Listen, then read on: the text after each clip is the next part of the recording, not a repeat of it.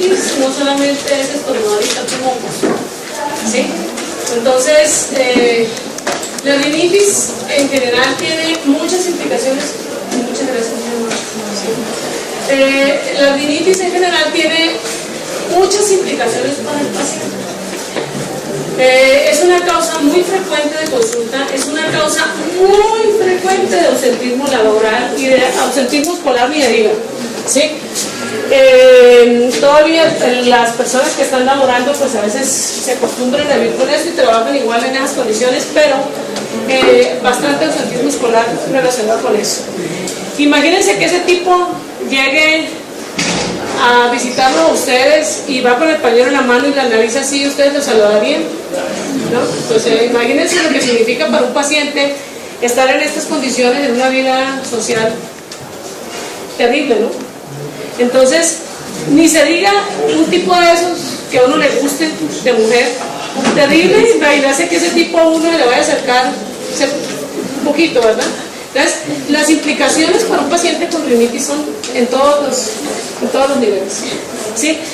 Altera la calidad del sueño y por supuesto si se altera la de uno, se altera la del otro y está casado. Entonces, tiene muchas implicaciones, tiene altísimo costo por incapacidades para las empresas y para el paciente porque la industria farmacéutica vive de los rinitis. ¿Listo?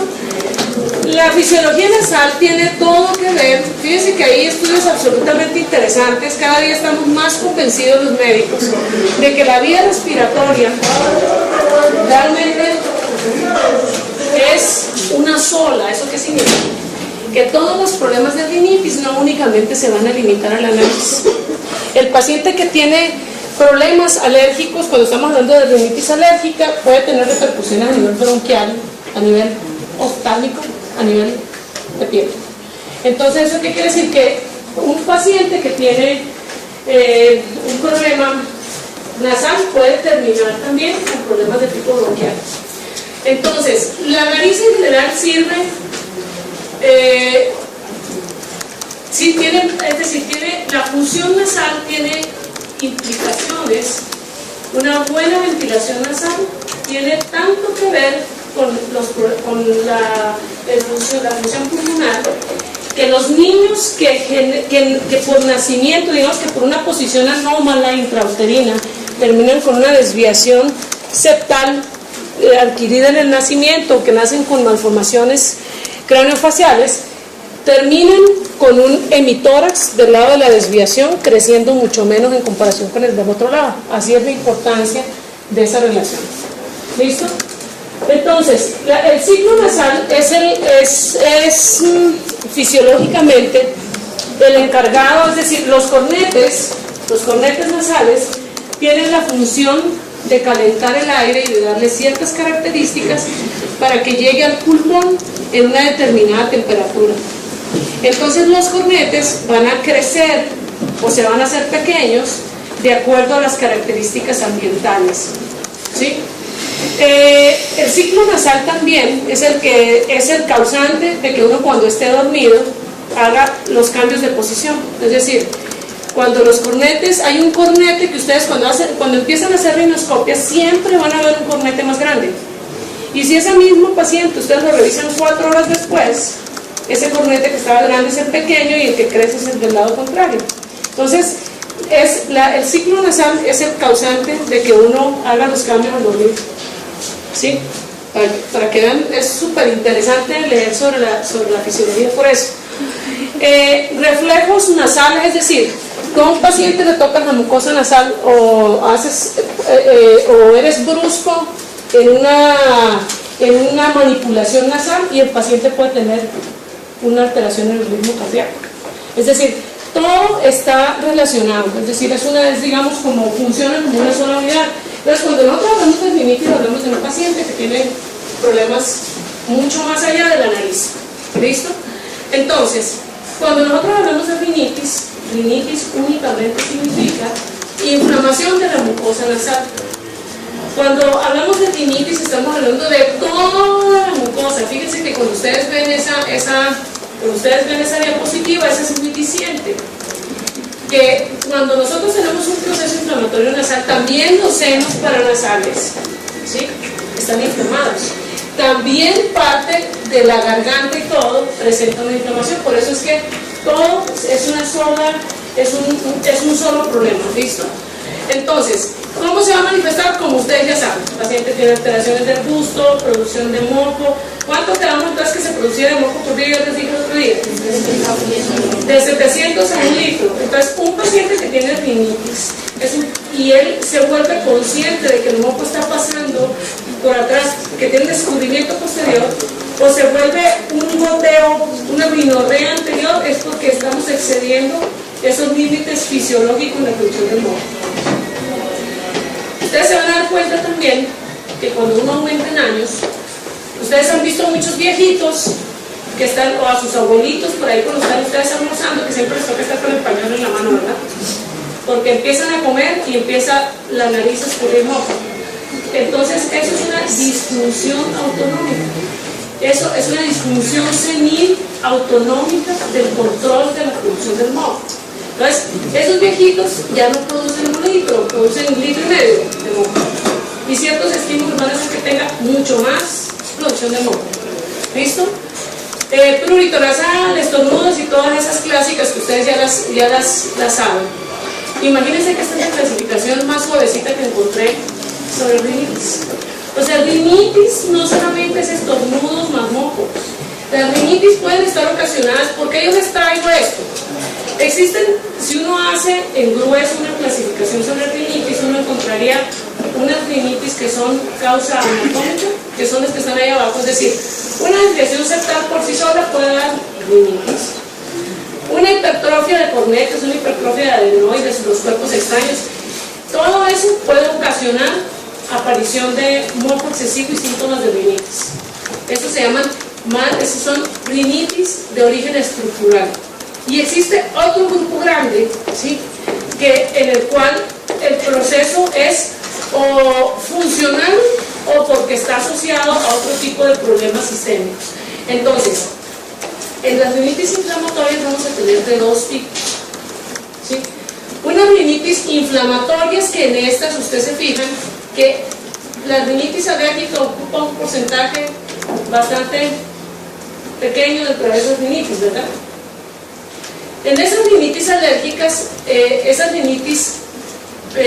alérgicas que ustedes conocen, del típico paciente que le estornuda 20 veces en las mañanas, está con mucho moco, se tapa la nariz, ese paciente pertenece a lo que es una rinitis alérgica, que eso puede o no estar asociada a una eosinofilia, pero esa es la rinitis alérgica.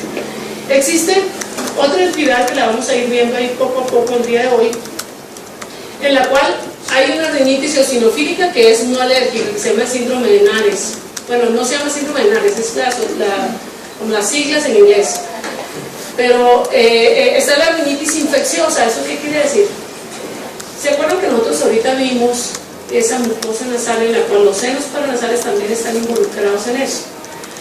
Cuando una persona tiene un cuadro gripal normal, también tiene sinusitis. ¿Sí o no? Si nosotros hablamos que toda esa mucosa se inflama, entonces realmente el nombre científico de un cuadro gripal, de un resfriado común, debería de ser rinosinusitis aguda, ¿sí? Y no rinitis aguda, rinosinusitis aguda. Entonces, a eso se refiere con la rinitis infecciosa, es decir, esa asociación que puede haber entre una rinitis y termina convirtiéndose en una rinosinusitis. Puede haber poliposis nasal, que si ustedes se fijan, es una entidad distinta. Rinitis atrófica, mastocitis, es decir, ustedes ven que hay muchísimas, y ahorita que hablábamos sobre la rinitis de los viejitos, miren que es una rinitis que es no inflamatoria, es una disfunción autonómica, que esta también, miren qué entidad está aquí, el embarazo. ¿Eso qué quiere decir? Que todas las mujeres en embarazo, o la mayoría, van a tener rinitis asociada, ¿sí? Esa rinitis tiene que ver todo el origen con una alteración hormonal propia del estado del embarazo. Y miren esa última que está en las no inflamatorias, miren ese listado de medicamentos que pueden ocasionar la aparición de alergias o de rinitis. Entonces, ¿qué es lo primero que ustedes tienen que hacer con un paciente que les aborda con síntomas sugestivos de la rinitis? Pues una buena historia clínica. En esa buena historia clínica ustedes tienen que tener presente que existen medicamentos que pueden ocasionar por sí mismo rinitis. ¿Listo? Devuélvete esta. Quiero que vean eso, lo que dice ahí al final sobre medicación. La cocaína, que es bastante común, es una de las causantes más importantes de la rinitis atrófica y de muchos tipos de rinitis. El paciente que utiliza cotidianamente cocaína termina con una perforación septal. ¿Sí? Entonces, cuando ustedes les lleguen a un paciente que tenga una perforación septal sin antecedente de ningún trauma, sin antecedente de cirugía, antes que pensar en otra cosa, pregunten el uso de cocaína. Y si el paciente dice que no, pues uno tiene que creerle, ¿no? Ya sería empezar a buscar otras causas de esa perforación, pero quiero que no se les olvide eso. ¿Listo? Bueno, entonces, así más o menos, digamos que en general también existen muchas enfermedades en las cuales van a ir acompañadas en todos sus síntomas, en su sintomatología, de problemas nasales. ¿Listo? Volvemos a lo mismo, es decir, miren por ejemplo aquí lo que hablábamos, es decir, ¿se acuerdan cuando vimos sobre sinusitis que habíamos hablado ya sobre la fibrosis quística? Entonces, hablaba mucho del síndrome de Cartagena, también ya lo habíamos tocado cuando vimos sinusitis. El lupus, la artritis reumatoidea y todas las enfermedades de tipo autoinmune puede ocasionar una rinitis seca. El paciente puede terminar con una perforación septal. Entonces, segunda causa de perforación septal espontánea, enfermedades autoinmunes. ¿Cuál fue la primera? El uso de cocaína. ¿Listo? Y por supuesto SIDA, todos los demás. La enfermedad, la granulomatosis de Wegener, creo que ahorita vamos a ver, pertenece a las rinitis crónicas, lo mismo que la sarcoidosis. Existen entidades que son rinitis crónicas, que no son esas rinitis que ustedes ven, ¿sí? ¿Cuándo vamos a pensar en eso? Ahorita que avancemos, les voy a decir qué características tiene que tener eso. Bueno, esto es lo que hablábamos ahorita sobre el síndrome de Nares, que realmente no es síndrome de Nares, porque Nares es decir, Nares es como la abreviatura, eso que están viendo ahí abajo, entonces digamos que en general así se conoce. Esta es una entidad en la cual el paciente tiene muchos síntomas sugestivos de un proceso alérgico, pero la característica principal es que van a tener eosinófilos en moco nasal. Digamos que esta es la única razón por la cual cuando uno sospecha esta entidad, en que el pedir eosinófilos en moco nasal tiene utilidad, porque se abusa mucho de ese estudio, sobre todo en ciertas especialidades que no voy a decir, porque las teníamos este año, ¿sí? Este semestre, pero los eosinófilos en moco nasal únicamente sirven cuando uno está pensando en este síndrome. ¿Listo? Entonces, ¿qué diferencia tiene con una rinitis alérgica? Que la IgE aquí está, normal. Entonces, ¿qué características tiene? Un paciente rinítico, en el cual nosotros lo estudiamos y le solicitamos su IgE y está completamente normal. Se le manda eosinófilos en moco nasal y puede tener aparición de eosinofilia en todas las secreciones, todo el moco. ¿Qué tiene de especial esto? Que este es el síndrome que se asocia siempre por historia clínica a alergia a la aspirina y aparición de poliposis nasal. ¿Listo? Y también a asma bronquial. Es decir, son muchas entidades juntas que nos van a conformar ese síndrome, ¿sí? Y que tiene como característica principal eosinófilos en moco nasal, eosinófilos en las secreciones con una IgE normal. ¿Listo? Bueno, la rinitis no alérgica es lo que habíamos hablado, que existen muchas causas para esa aparición de síntomas. Entre ellos, es muy común que los pacientes o mucho médico le diga, no, es que usted es alérgico al frío. Pues obviamente no puede ser alérgico al frío. Si uno es estricto, eso no es un alergeno. Pero, ¿qué sucede con esos pacientes? Esos pacientes, cuando se exponen a los cambios de temperatura, se desencadena una serie de eventos que van a ocasionar rinorrea y obstrucción nasal. pero está más en relación con la fisiología que habíamos hablado ahora. Los cornetes, fíjense qué sucede, por ejemplo, con los pacientes. Lo primero que uno tiene que decirle al paciente que tiene mucha rinitis y está asociado a los cambios de temperatura y viven en una ciudad que, como la nuestra, en el pasado era fría, ¿sí? Cuando uno vive en una ciudad fría y el paciente se quita los zapatos, el cuerpo no sabe de bromas y el cerebro siempre entiende las cosas tal como se le presentan.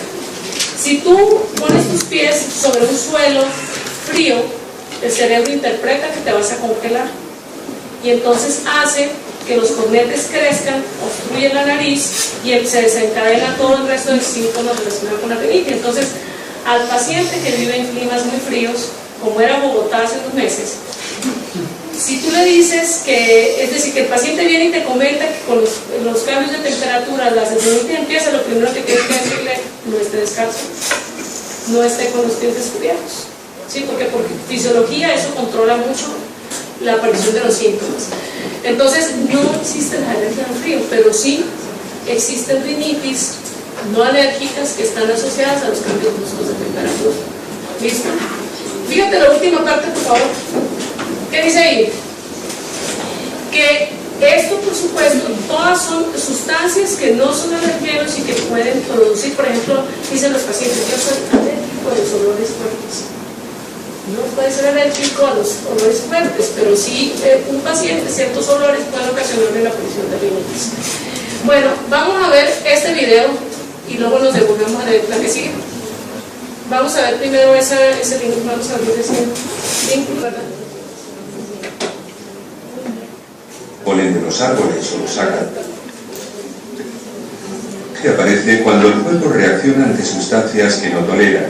Las sustancias como el polen de los árboles o los ácaros del polvo se denominan alérgenos ambientales o alérgenos y por lo general no son dañinas. Sin embargo, el sistema inmunológico de una persona alérgica registra los alérgenos como sustancias dañinas. La rinitis alérgica, comúnmente denominada alergia al polen, es una inflamación o irritación de las membranas mucosas que recubren la nariz. Se origina cuando el cuerpo, al defenderse ante la presencia de un alérgeno como el polen, produce anticuerpos. Esto se denomina sensibilización. Los anticuerpos luego se unen a los mastocitos. Estas células liberan sustancias químicas como la histamina. La unión dilata los vasos sanguíneos de la nariz e inflama las membranas mucosas, por lo que aparecen los síntomas comunes de alergia. El mejor tratamiento es evitar el alérgeno. Cuando no es posible, los medicamentos generalmente pueden controlar los síntomas de una reacción. Uno de los medicamentos es el antihistamínico, que se une a los receptores para impedir la unión de la histamina. Otros medicamentos comprenden los descongestivos, los corticosteroides y la inmunoterapia. Dado que cada individuo es único, no existe un tratamiento estándar para la rinitis alérgica. Listo. Bueno, entonces realmente eso era como para que ustedes se dieran una idea, ¿sí? Es decir, estas son las características clínicas de estamos hablando propiamente de la rinitis alérgica, ¿no? Entonces, en esta va a estar caracterizada, esa es la típica rinitis que todo el mundo conoce, es decir, estornudo, rinorrea, prurito nasal, prurito oftálmico. En esta cada paciente va a tener una diferente presentación y una diferente forma de responder a cada uno de los tratamientos. Así que les paso a la siguiente diapositiva, que creo que viene como un resumen. Bueno, más o menos esa es la incidencia. En algunos, esta incidencia, esto es exactamente lo que sucede con nosotros aquí en Colombia. Más o menos el 30% de la población va a tener rinitis de tipo alérgico.